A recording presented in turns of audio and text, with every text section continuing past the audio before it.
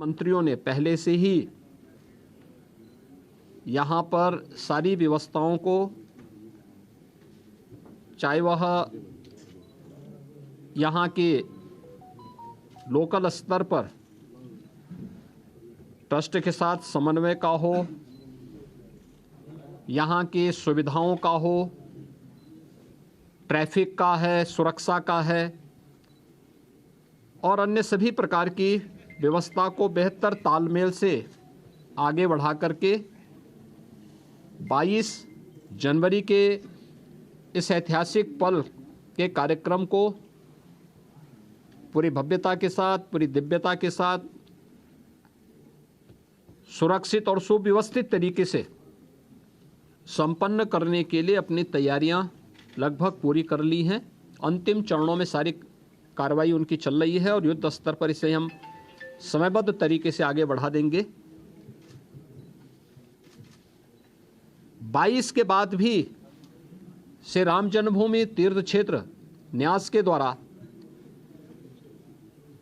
प्रभु श्री रामलला के दर्शन करने के लिए जो भी कार्य योजना तैयार होगी, इसके अनुसार यहाँ पर स्थानीय स्तर पर राज्य सरकार पूरा सहयोग करके आने वाले श्रद्धालुओं को यहाँ पे पूरी श्रद्धा के साथ उन्हें दर्शन करने का अवसर प्राप्त होगा। यह व्यवस्था सुनिश्चित करने के लिए अपने स्तर पर पूरा सहयोग दे रही है। इसके लिए टेंट सिटी भी लगाई गई हैं, धर्मशालाओं को भी तैयार किया गया है, होटल्स भी यहाँ बने हुए हैं। लखनऊ, वाराणसी, प्रयागराज, गोरखपुर या अन्य शहरों से यहाँ के आने के लिए एक बेहतर ग्रीन कॉरिडोर की व्यवस्था भी दी गई है, जिससे कहीं भी किसी को कोई दिक्कत न हो।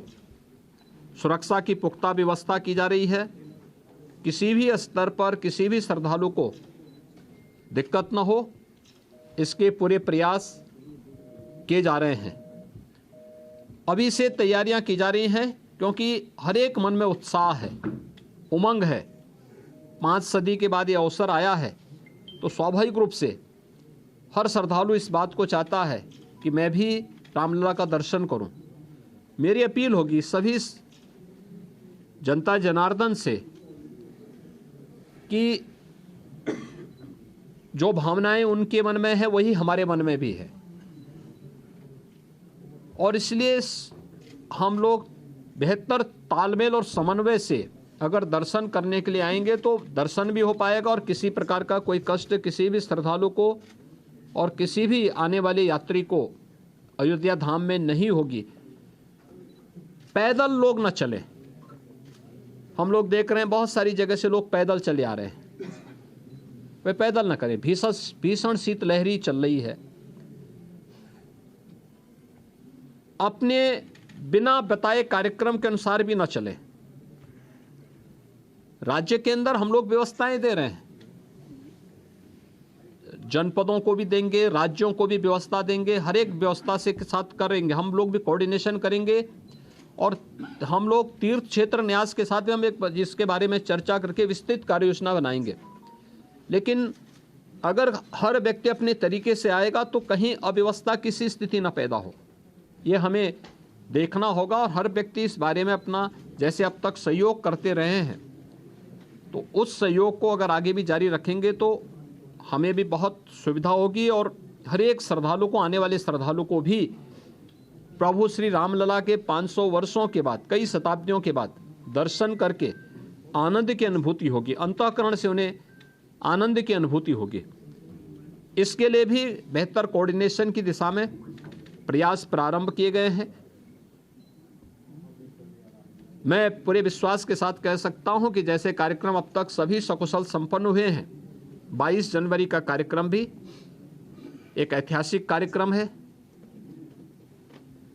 भारत के विश्वास और लोक आस्था की पुनर्प्रतिष्ठा का, भारत के गौरव की पुनर्प्रतिष्ठा का कार्यक्रम है। इस कार्यक्रम को हम लोग जनता जनार्दन और सभी आम जनमानस के सहयोग से, पूज्य संतों के आशीर्वाद से, रामलला की कृपा से सकुशल संपन्न करने में सफल होंगे। आप सब भी यहाँ पर इस भीषण शीतलहरी में हैं।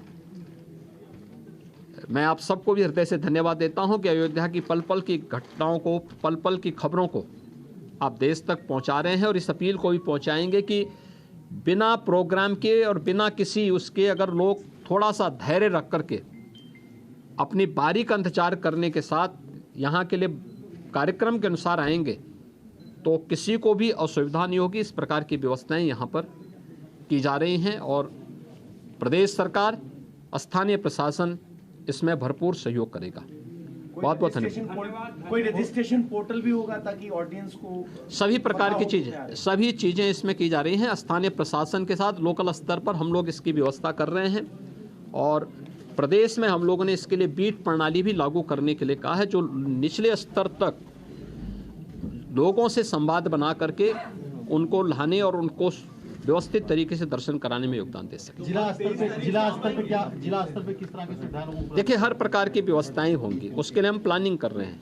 जैसे ट्रेन्स आएंगी यहाँ पे, ऐसे ही लोकल स्तर पर हम राज्य से बसेज की व्यवस्था की तैयारी करेंगे। नहीं, ये श्री राम जन्मभूमि तीर्थ क्षेत्र न्यास इसके बारे में तय करेगा और जब से वो तय करेंगे तब से दर्शन की प्रक्रिया शुरू होगी।